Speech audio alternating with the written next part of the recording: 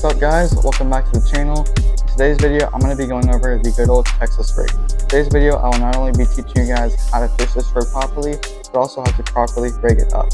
This is Passion Bassin, let's go ahead and get into it.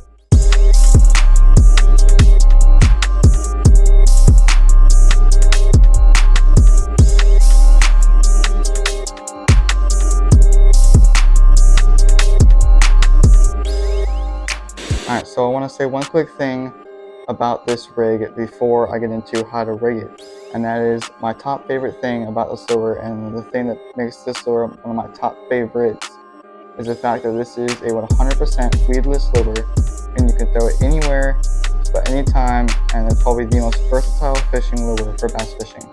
But now let's just go ahead and get into how to rig this up. Alright, so as y'all can see, I have my line here. I'm using 65-pound braided line. I know that's a lot, but this is what I could manage to find at Walmart. So I'm using 65-pound braided line. I'm using I believe this is a 3/0 circle hook. What I believe this is, 3/0 circle hook. And then I'm using, sorry, I meant to say 3/0 wide gap. Sorry, I can pick it up again. 3/0 wide gap circle hook. And then I'm using, I want to say this is I don't know what size, I don't know what weight this is, but this is a bullet weight.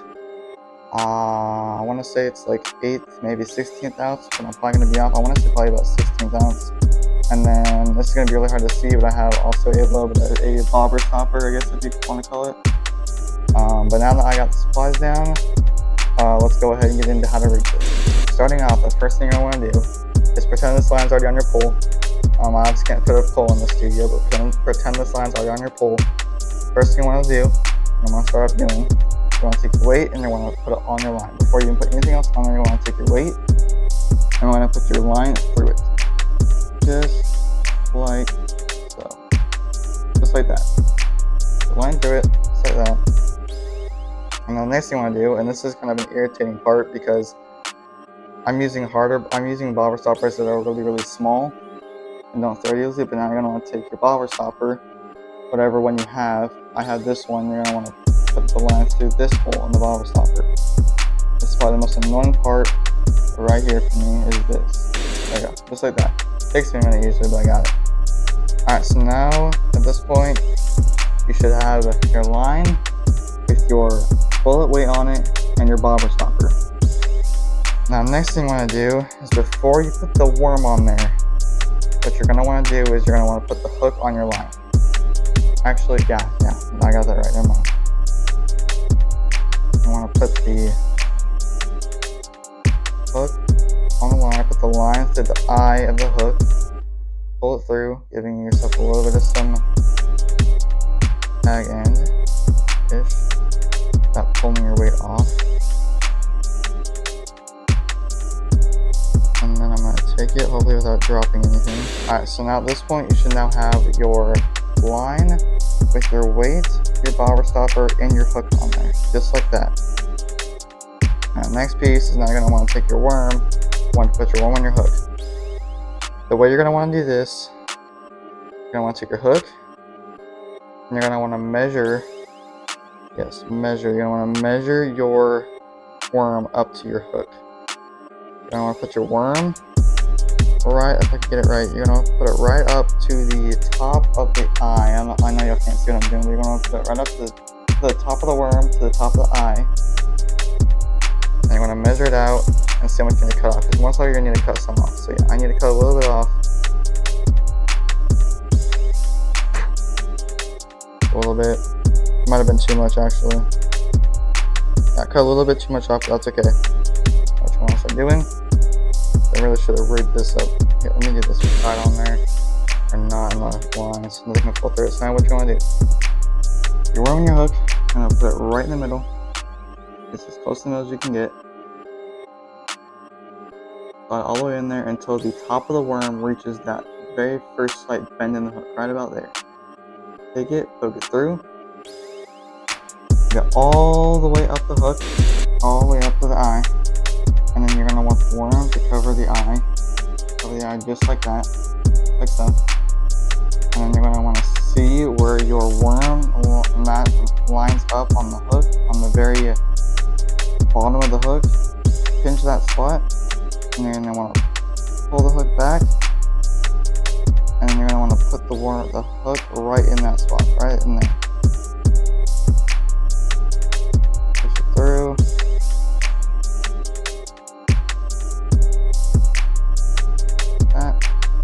Back, and boom, you have a perfect Texas rig Senko, just like that. And as y'all can see, it's bent back, so that is completely weedless, 100%. Not gonna catch any weeds on that. And that is how you rig up Texas rig Senko. One of my number one most favorite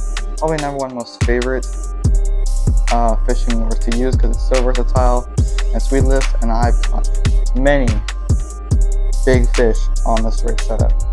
But now that y'all know how to rig this up, now let's get into how to properly fish it. Alright guys, so now let's get into how to fish the good old Texas rig. Obviously, since a rig like this is weedless, or I guess since the hook goes into the worm, making it a weedless rig, if the camera can focus, I guess not. This is something that you can obviously throw everywhere. But so, the way you're going to want to fish this is I'm going to make a little bit of cast out there. So we'll cast, I'm not even going to cast, I'm just going to let it drop.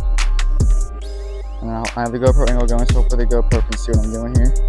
That's what I want to let it do. I want to let it just sink to the bottom. Once it's down there, I want to just kind of get, maybe wait between hops, maybe let it sink, and then get 10 seconds.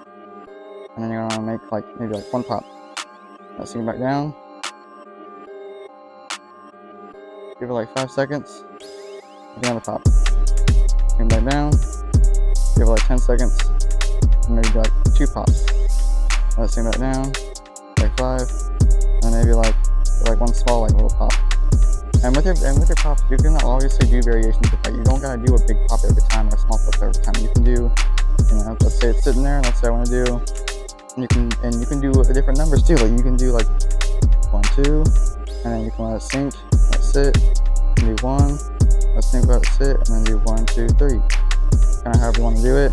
Or sometimes what you can do is sometimes you can take your rod and do this with the butt, take the butt of it and shake it. And sometimes what that'll do is it'll shake the head or sometimes the tail of the worm. So you just want to let it sit down there and just pop it. Simple as can be, just like that. Let it sit down there. Pop it. Let's sit down there, pop it. Let's sit down there, pop it.